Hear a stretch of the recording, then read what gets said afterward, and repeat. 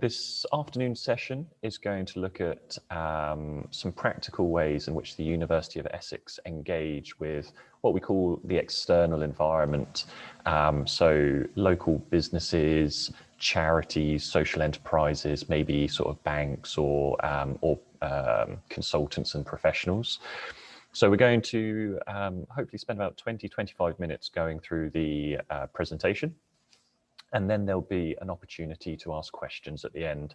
So I'm delighted to say that I'm joined by James this morning. Oh, sorry, I will say this morning, sorry, because it's 11 a.m. in the UK, who is one of our entrepreneurs in residence at the university, and has lots of experience in supporting student activities, and is also our go-to person for delivering our student-led innovation activity that we do here, which is a program called iTeams. And we're going to be talking about that at the end of the presentation as well. So we think there's some interesting aspects to cover in this final presentation. So if you've got any colleagues who were hoping to join, but unfortunately unable to, that's not a problem. Like I say, we'll be sharing a link to the recording of this video, but I appreciate some of you have already seen this slide, but in case you haven't, just very quickly. So the team at the University of Essex is made up of five people.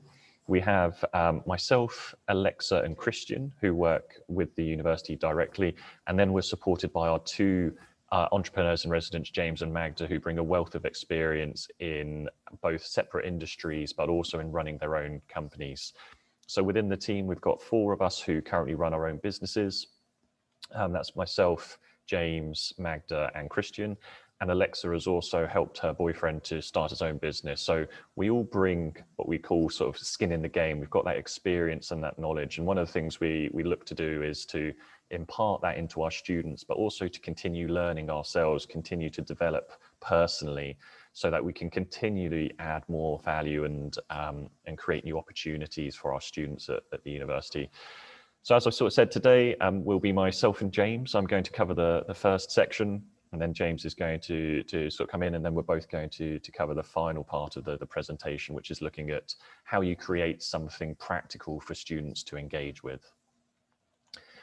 So I think in the first presentation James and Magda gave you, we talked about the arc of student learning in terms of what we try to do at the University of Essex in terms of our event planning, and how we like to try and take students through a stepped and progressive learning experience to get them ready to potentially pitch their business or present it to potential customers.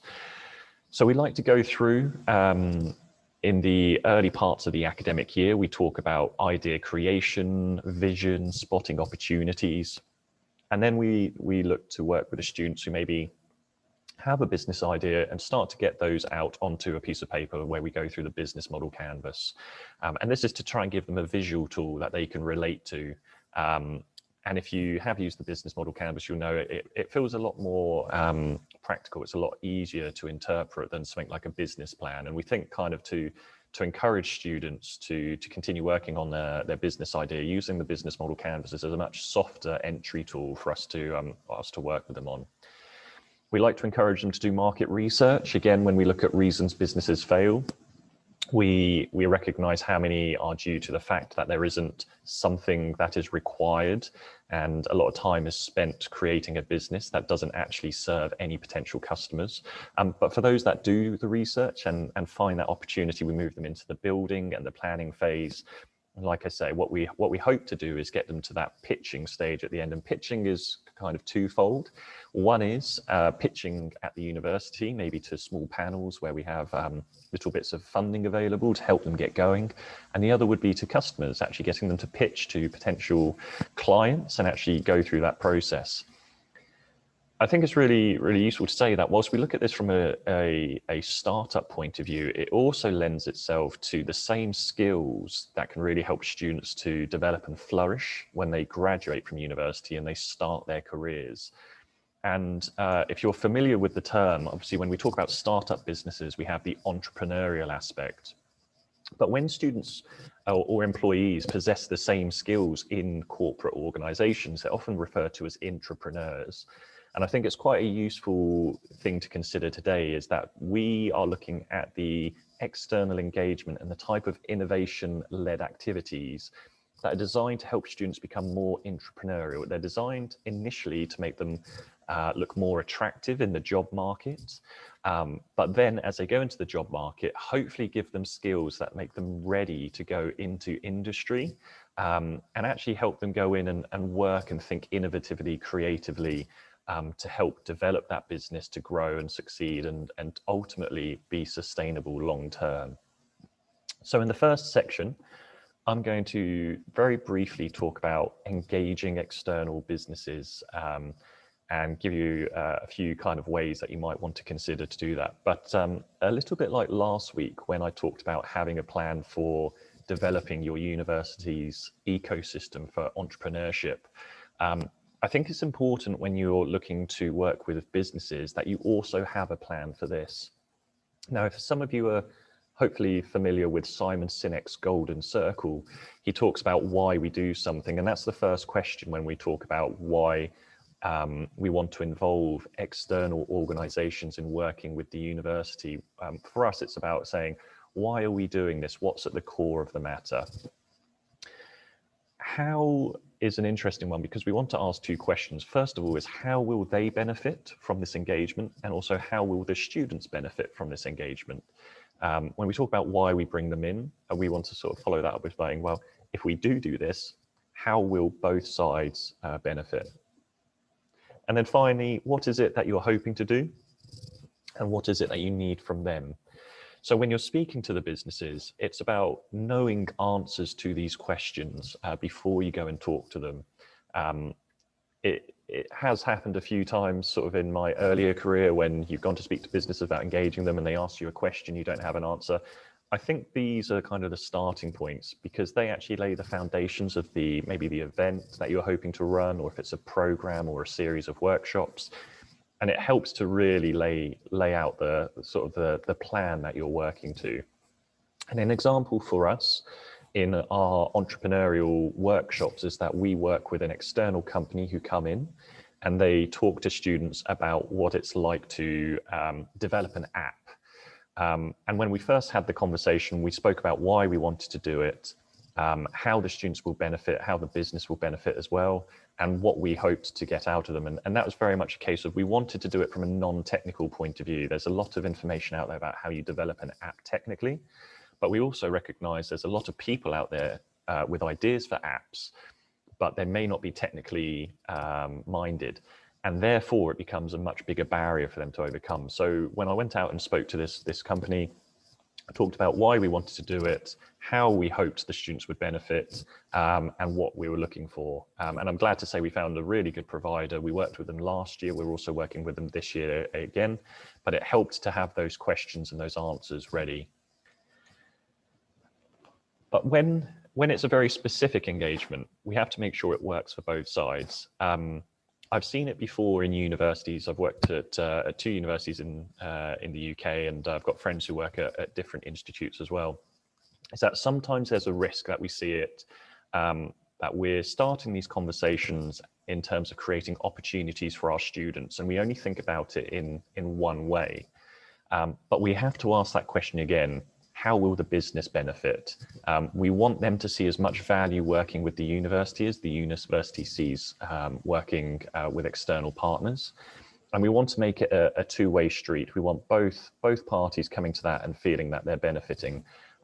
So we really want to understand the purpose of the engagement. Again, come back to why do we want to do it, and how will they as an external partner benefit? And I'll cover that in a couple slides time and in a little bit more detail.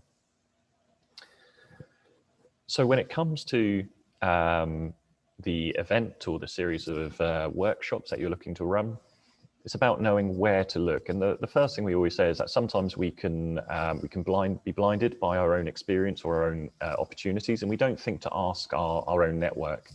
But if you are on LinkedIn or you're on Facebook or Twitter or Instagram, one of the first things you can do is simply ask people, and you'll be surprised that even sometimes individuals you haven't spoken to in a long time will actually come forward because they'll have an interest in working with you or working with students. You have your colleagues as well. People may have different backgrounds if they've previously come from industry and they've moved into academia, or the other way around. There's an interesting network there that you could potentially draw on. If you have information and you know what your graduates or your alumni community have gone on to do after they've left university, one of the things we do at the University of Essex is we try to bring back some of our successful entrepreneurs to give talks to our students in specific subject areas. And the alumni community is a really strong opportunity because they have that connection with the university. There's often a very preferred mentality of coming back and working with the institute where they went and studied. They see it as the start of their career and their successes. So if you have that opportunity, that's a great way to also bring people back in and keep it sort of as an ongoing and sustainable way. There are local business networking events, whether or not in the current climate those are online or if there are some small face-to-face meetings. And again, depending on what you're asking for, going along to these and actually sometimes just being quite disarming and say, I work for a university, what I'm looking to do is find businesses who might be interested in helping our students to either develop their career opportunities or give some advice on what it means to start a business. You can get really positive feedback. And all of these kind of cross over a little bit for point number 5, which is on LinkedIn. But also the great thing about LinkedIn is sometimes you put a post up, your immediate network comment on it, or they'll tag people that they know who you may not be connected with. And it's a really nice way to bring in a really growing community. And I think often LinkedIn can be seen as a bit intimidating. We associate it with sort of buying and selling, but I think there's an excellent community of professionals on LinkedIn, and finding the right ones is key. But you can find people that can help you in a variety of different ways. And the things to consider when you do this, the first one is, do you need an agreement in place? So depending on the nature of what you're doing, and if you're bringing people in, do you need anything in place to maybe discuss the intellectual property? Do you need anything in place just to talk about how things will be structured, or if anything will be paid for? So it's important to have a think about what you need to cover. Do you need to put a very kind of light touch agreement in place? Or is it something that you can run without having to worry about that? It's always worth considering because you don't want to find yourselves in situations further down the line where you wish you'd done that first. The one thing we'll always say is that the right businesses will want to work with you, because certainly people who've been very fortunate to have good careers or have started successful businesses, they also typically want to give something back. You know, there's an aspect to which they feel like they've achieved certain things within their life, and now they want to give something back to help students start that journey as well. And also, a lot of them will see students as the future of their industries, but they'll also recognize that they bring maybe a level of creativity and perspective that doesn't currently fit that their business is looking to explore. So students can be really strong drivers of innovation, because ultimately they're seeing things in a slightly different way. They're seeing things in the current time. And it's useful for businesses to kind of lean on students to actually say, well, we would never have thought of that, or we didn't see it that way before. I always caveat this, and I think it's a very small number, but sometimes we have to be upfront and honest and say that some businesses will look to exploit student opportunities. I do want to say that is always a very small number, but you often hear more about those than you do hear about the positive stories. But again, when you're talking to businesses, it's about being on the same page. It's about really understanding your intentions and their intentions, and making sure that whatever type of agreement you enter into, or whatever type of event or workshop they're going to come and help you with, it's really clear what the expectations are to ultimately protect the students and ensure that in no way are they exploited, or is there risk of their ideas being stolen or things like that. So it's always something to factor in. But I think the most positive one is actually that so many businesses don't understand how positive it is to work with student communities until they've actually done it. And once they've done it once, they tend to want to come back. We have businesses, and we also have business mentors through the iTeams program we're going to talk about later, who immediately have asked if they can be involved again in either the same capacity or different capacity, because for them, engaging with students is a really positive experience. So I think that's something to bear in mind, is that a lot of people don't know sort of what the opportunities are. They also don't realize how positive it can be until they've done it once. And I think that's a really nice way of actually kind of leading into the next section. But it's something that the more we can work with businesses, the more they can see the benefits. Ultimately, the more we can engage kind of different types of businesses to come in and sort of marry up with different aspects of what you may be looking to do in either kind of curricular-based activities or extracurricular activities. So on that note, I'm going to hand over to James now, who's going to talk about running some student-led innovation activities. Okay, thanks very much indeed, Andy. Just very briefly, my kind of involvement with the university has been over the last, as Andy was saying, over the last 4 to 5 years in terms of developing the challenge models that exist within the university, and then to help develop greater and closer collaboration between the external environment and the university environment. So as part of my business and one of my businesses that I'm involved with, we work very closely with the micro business culture that sits around the university. And one of the biggest challenges that we have within that and within our business is the connection between that culture and the value that's on their doorstep in terms of what the university can offer. So we drive at it from the point of view of if businesses want to grow, and if they want to aspire to be better and to be bigger than where they are and make greater impact, then they need to tap into the resource that's on their doorstep.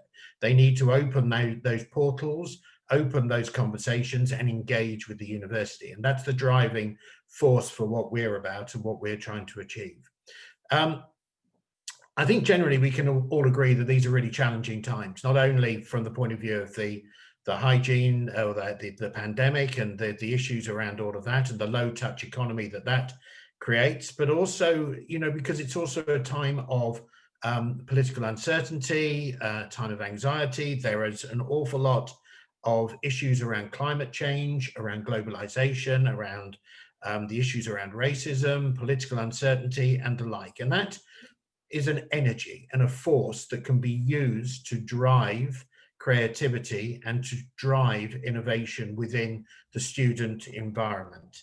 And it's part of our responsibility as working with these students is to encourage that level of desire to see change, that level of wanting to create a better world for the future, and to encourage that in any given opportunity that we can.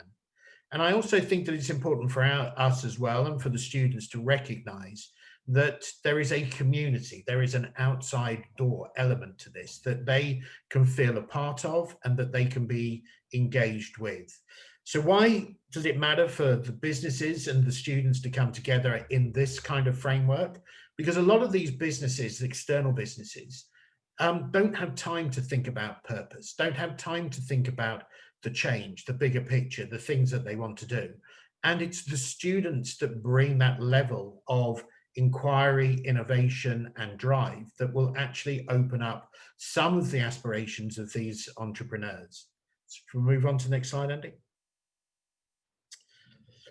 So one of the things that we constantly reflect upon, and this is in a way giving the students an understanding that there are these global challenges that exist in this world, and that they already are being talked about within business. So they're not feeling that they're coming from the point of view of this isn't businessy, this isn't something that businesses are engaged with.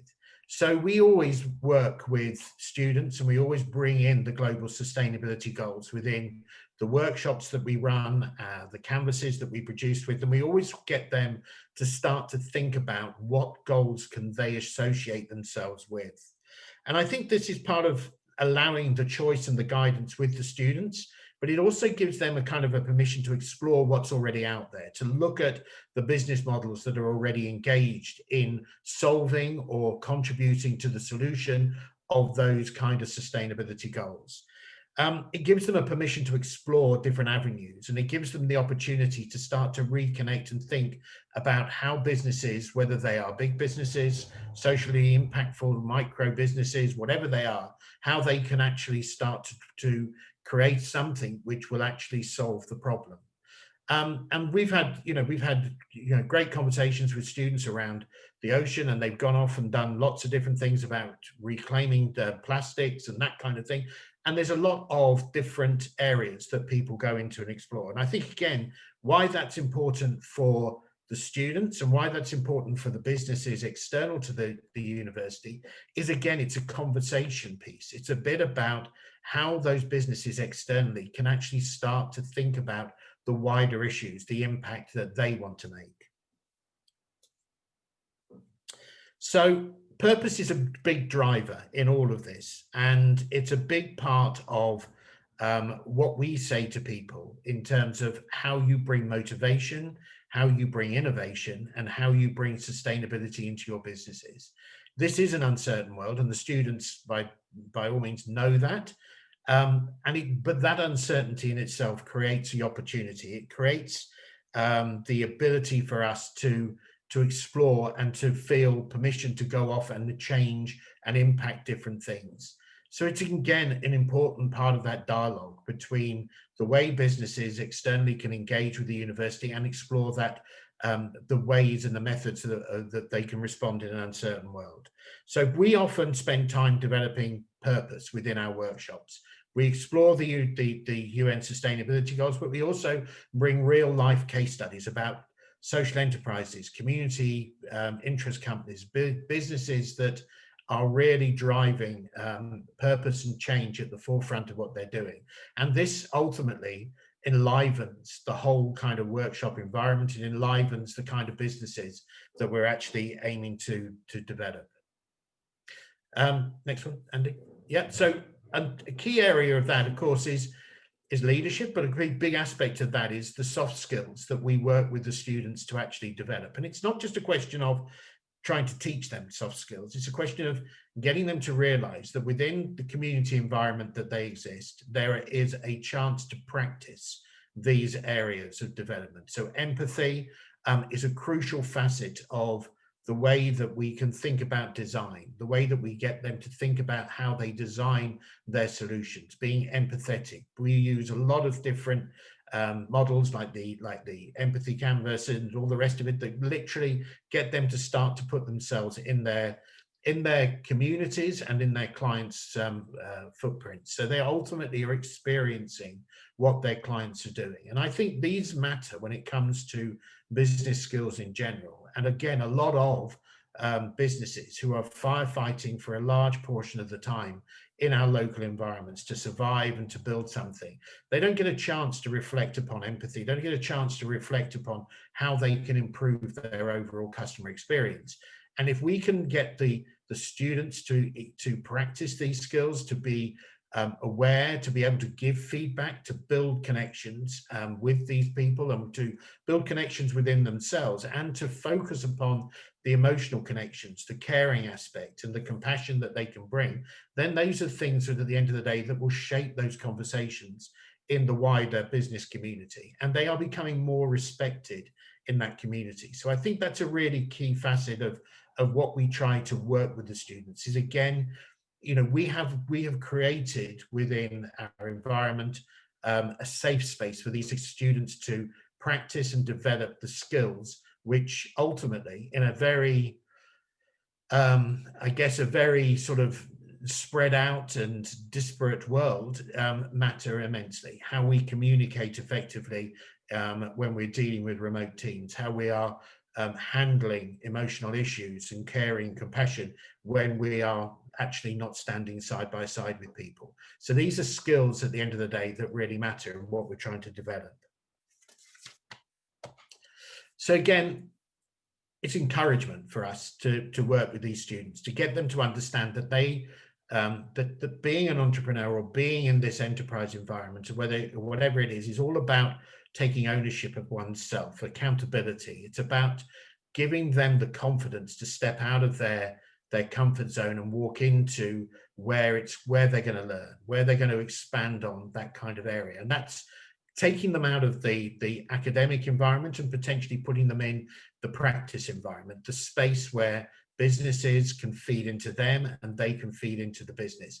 It's the learning zone that we try to develop. And I think that's the really important part of that kind of tacit exchange between mentors, alumni, and the students, and getting the whole kind of gambit of the transference of knowledge to actually filter through at a personal level and through what we're trying to achieve. So I think it's really important that they do that. It's also about, for them, handling change. And I think now is the prime example of where uncertainty is probably one of the greatest things that a lot of these young people and students are experiencing, and getting them to be able to actually handle change, handle that things don't pan out exactly the way they want to go, and what they can do to be agile and responsive within their learning environments. And I think that's an important part. And we've got stuff that we learn from them, how they bring that skill to us. And I think, again, going back to that question of why it's important with ourselves and the businesses locally, inevitably businesses locally, it's micro businesses, they've not stopped learning, but they're not learning in the right way. And university students and people that are going through this process can bring a whole new layer of kind of skills around learning and learning practice and take those into the businesses, which is invaluable. So we work with them from the point of view of their kind of building this technology roadmap, this pathway for them to actually work their way through. And like Andy said earlier, we bring in externals that help them develop that through the technology side, whether it's app development, whether it's working with the computer science students, or whether we've got anything in the robotics field. But we've got access to places or tools that can help them develop these skills and see them from a commercial perspective. And I think that's really, again, an incredibly important part of the process. And there's more that we can certainly do within that. And Andy and I were on a Santander Entrepreneur Awards program yesterday, and we were listening to some of the pitches, and quite clearly technology is a core facet of what these young people are bringing to the table. And again, that's probably where a lot of the external businesses really need to see that value exchange grow and develop. How can these young people shape, deliver, change the value propositions of these businesses outside? That means they can work more effectively in this low touch environment. So we are constantly trying to engage with that external environment to get them to be thinking about creativity, to get them to be thinking about a way that we can design and we can help them develop their themselves, but also the businesses externally. Thank you.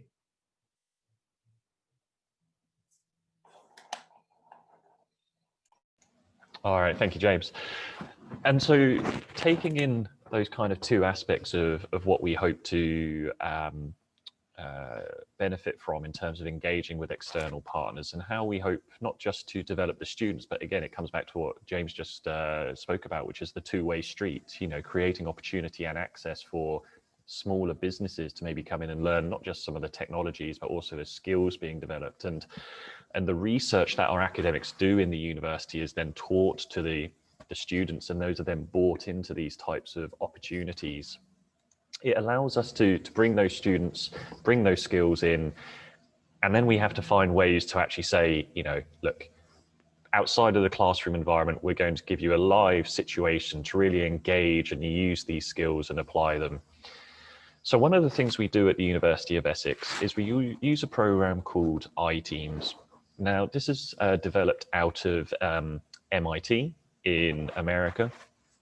And it's designed, as the slide says, to think differently in challenging times. So iTeams itself is run at different universities, and they run it in slightly different formats. But at the University of Essex, what we do is over a 10-week period, we bring together students, mentors, and what we call sort of maybe challenge sponsors or problem owners. And we bring them together into a mixing pot of different events covering lots of different subjects. And it's designed to give the students in lots of different subject areas, because what we want is the benefit of the multidisciplinary sort of subjects that they all study, to come together to form teams where that diversity actually stimulates and catalyzes creativity. And they're set a problem or a challenge that this business faces. And over the 10-week period, what we aim to do is come back to the business at the end after the students have been through some of the different subject areas that we talk about, and present their potential solutions back to the business. And I think it's important, as we always say to the businesses, again, about being upfront and honest, we don't know if this is going to work. But what we do know is you might actually come out with a new idea, or you may look at something that you're currently doing in your business in a totally different area, but you may see something that our student teams talk about, and it could be relevant to maybe a different part of your business. So we're always honest, and again, it helps us to manage the expectations of the businesses. But over the 10 weeks, we also, we try to ensure that it's engaging, but it's light touch from the business's point of view. So we ask them to come in at core times to explain the problem. We ask them to make someone from the business available to answer any questions. And that can just be by email or 1 hour a week on a video call. And we ask them to come back to hear the presentations, ask questions, engage with the students, and actually kind of give them some really constructive feedback as well. So they can actually, so the students actually get a sense of knowing if they're on the right path, or actually hearing from the business, you know, we hadn't thought of that. That's really interesting. Can you kind of tell us a little bit more? So obviously with that, there come the benefits that we've kind of mentioned throughout. One is that we're clearly giving students across subject areas the opportunity to understand what it's like to work on real world problems. Typically, you know, they may not consider this until their final year, when they're thinking about, okay, what do I do after I graduate? And maybe they start going and speaking to careers services or looking at graduate jobs or things like that. But it gives students the opportunity to actually do something. And one thing we always say to them is, whenever, you know, if you're applying for jobs and they ask you the question, you know, what have you done that makes you stand out, or tell us something that you want us to remember about you, telling potential employers that they've engaged in this type of project and the skills that they've developed over the time actually demonstrates that they're almost ready to go into the workplace to a higher degree than maybe students who haven't participated in programs like this, who don't have the insight into what it's like to go and work on a business problem. So it can really help them to stand out from the crowd. Again, it brings together some of the facets of what James has just spoken about in terms of understanding leadership and team working, problem solving, having difficult conversations, because ultimately there'll be different directions that the team want to take the projects in. And it's about how you learn to manage that. How do you use that empathy that James just mentioned, and actually sort of see it from other people's point of view? Because again, we're trying to create healthy co-workers of the future, essentially. And what we want them to do is possess the skill set, not to shut down and be concerned about sort of facing up to maybe difficult times or criticism, but actually to embrace them and say, okay, well, if this is the challenge, how do I have the skills to overcome it? How can I bring what I know? How can I bring my personal values to actually contribute to this company and help sort of move it forward? And again, it gives them the opportunity to speak to externals. It maybe gives them an insight as to aspects that they really enjoy throughout the project, which may indicate a potential career path. It may also kind of dissuade them from an area that they thought they would like to go into, but it's not actually for them as part of this experience. So I think each time we run it as well, there's different outcomes that we have. We never expect to always work with the same businesses, for the students always to have the same expectations and the same outcomes. Each challenge is its own little unique bubble, which brings lots of different aspects to it and ultimately different benefits to the students who participate. And that's very much something that's benefited by having mentors who guide them through the process over those 10 weeks as well. And those mentors are typically business professionals. They may run their own companies, or they may have spent years working for a particular business or in a particular industry. And they come in, they lend their expertise to help guide the students, not to tell the students what to do. And I think that's really important. They're there to help guide the students, keep them on track with the task at hand and the challenge that's been presented. And and be almost that neutral sounding board to say, okay, that's really interesting. Can you tell me why you're thinking that? So we always also ask our mentors not to help solve the problem, but to help the students to solve the problem. I think that's a really important small differentiation. So as much as again, the benefits to the students, we ultimately want there to be the benefits to the businesses. And examples of what's happened sort of as an outcome from this year was that we had 3 different organizations who had 3 very different outcomes in terms of what the projects asked for and what the potential solutions were. So, you know, one started to talk about how they could use augmented reality and virtual reality to improve their business. They were an archive, and they had lots of paper-based information, but they wanted to find a way to actually bring it to life. So the solution presented there was actually about how they can use really simple tools on social media, on Instagram and Facebook, to start engaging the community to learn more about the archives. Another was about how it was a type of coating currently used on cars, but where it could also be used in different industries. And it explored aerospace. It also explored home and leisure, using it on swimming pools. Because the team took the time to understand the product and actually took the time to ask questions saying, well, could it be used in these environments? And those types of probing questions led the company who set the challenge to actually say, well, actually, you know, there may be markets where we haven't explored, and this opens up new opportunities. So ultimately, we're not looking for it to, again, just be a one-way conversation. The businesses have benefited from engaging with the students. And some of the conversations that started initially, and again, this was pre-pandemic, we're talking about how we could potentially offer internships or placement opportunities with those businesses to take students from those teams and sort of put them into the business for a period of time, so that the business benefited from someone who'd worked on a problem that they were facing almost solidly for 3 months. And that was designed to inject that level of information directly at the heart of the company. Unfortunately, with how things have gone, we're not in a position to do that at the moment due to the pandemic. But I think it presents a really interesting model to actually see what the outcomes could lead to, and ultimately how we make that benefit the business. So I'm going to hand over to James very quickly, who's going to talk about what the sessions look like, and how they led the students through that learning arc we spoke about earlier, to not just apply it in a very entrepreneurial setting, but actually give them those soft skills ready to sort of make them suitable for the job market and to kind of enter the world of work post-university. Okay, thank you. So there's a couple of things. First off, the last iTunes program that we ran started out as a face-to-face model, which has significant benefits when you're talking about bringing people together to work collaboratively to think about various things. And it had to transition due to the pandemic by the end of the program into an online version. And I think from that perspective, what it ended up doing was it completed what it needed to do. It developed a really great experience for an awful lot of the time with the students, but we lost a bit of momentum towards the end because of that enforced transitional process.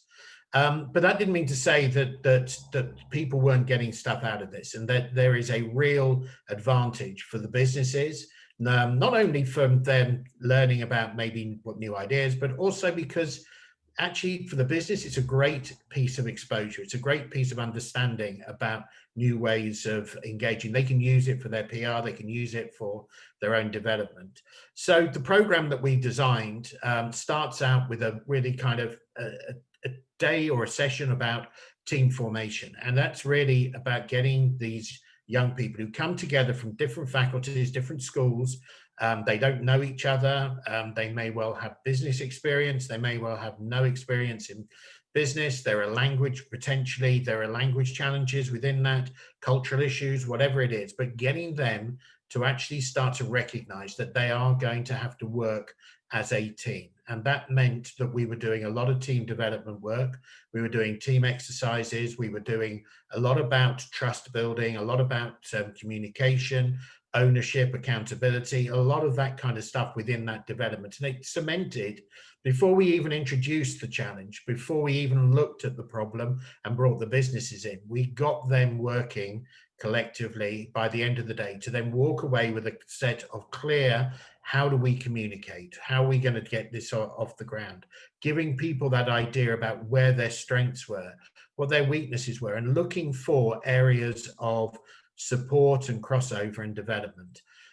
That was a really valuable sort of kind of additive to what this last model we did, because the year before we didn't do that and we had to kind of bring it in early on. But then we moved on to the next session, which was all about bringing the businesses to meet their relevant teams.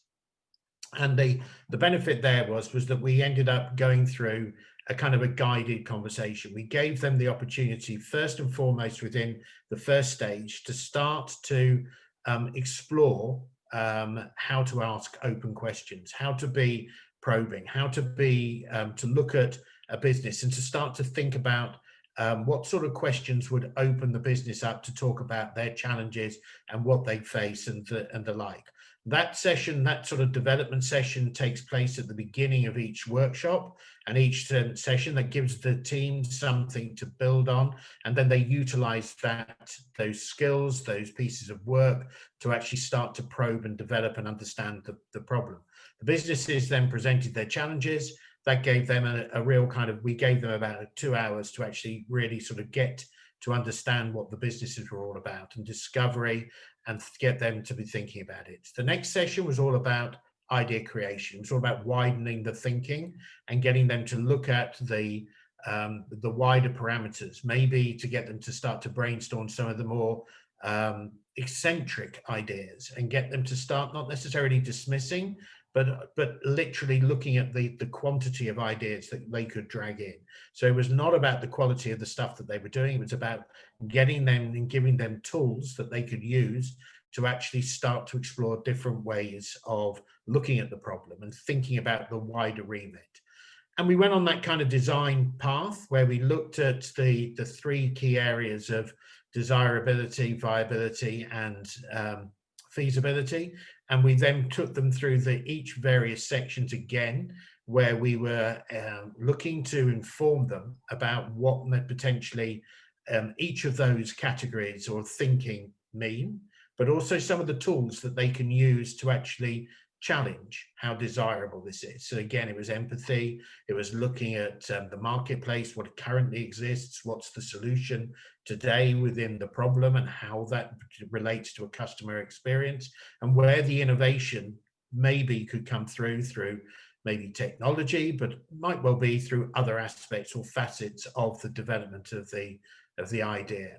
Feasibility and viability were very much then about looking at the canvas and placing on top of the canvas each of those relevant areas and thinking about where desirability fits in, where viability comes through the financials, and feasibility through the resources. Can this business physically deliver the solution that they really are looking at?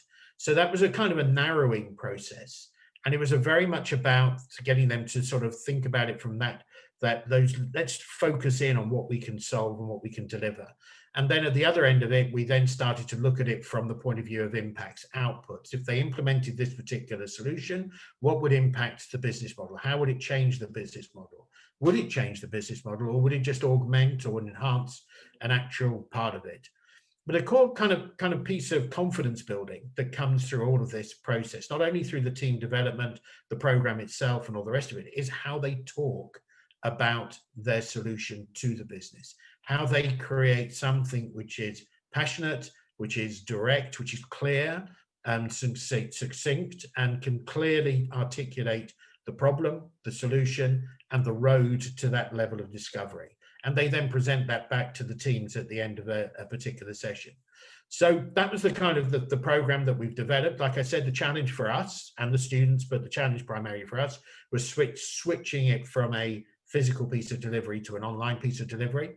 My business is in the process at the moment of working with the university to deliver a fully online and immersive piece for PhD students, not just from Essex, but across the whole region. and finding 3 businesses and developing and growing that sort of thing. But that's wholly online. And I think the advantage there is we can bring in different levels of different thinking, gamification, different tools, different bits of software. So there's lots of opportunities to think very creatively within this field, but there is a massive amount of value that you get from bringing the external businesses to meet the students. Thank you.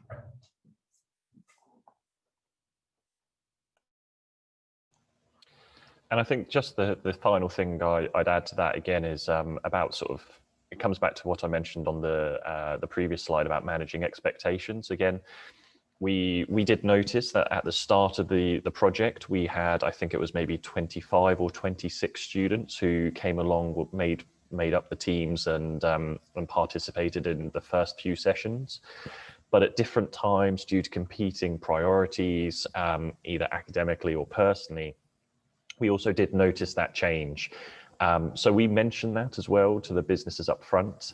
But by the end of it, we found that despite maybe some small disruptions by people having to leave the teams or being unable to participate, the groups that were left, although maybe smaller than when they originally started, formed really close bonds and worked really well together. And that was a key aspect as well.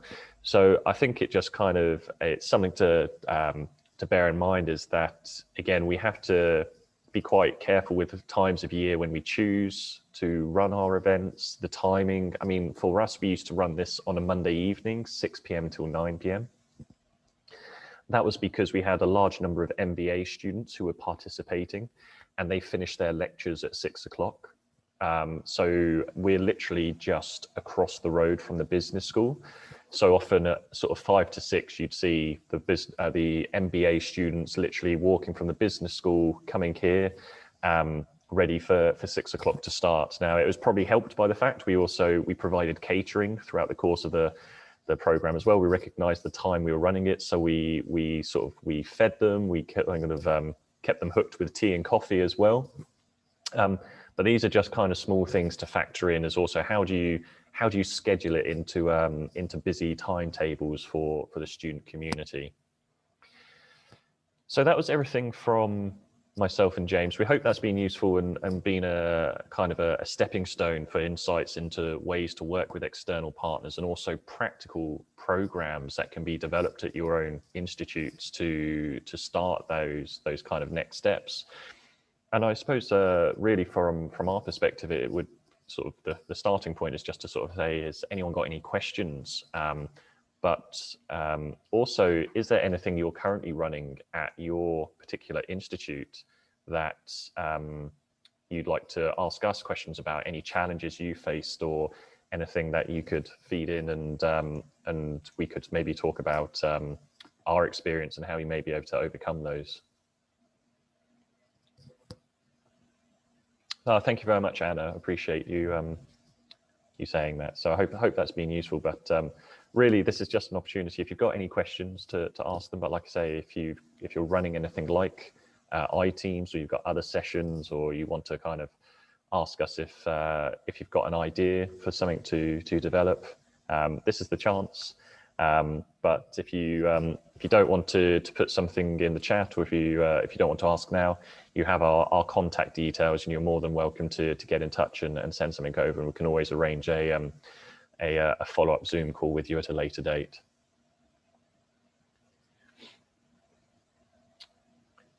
I think what I'll do on that note then is I will stop the recording.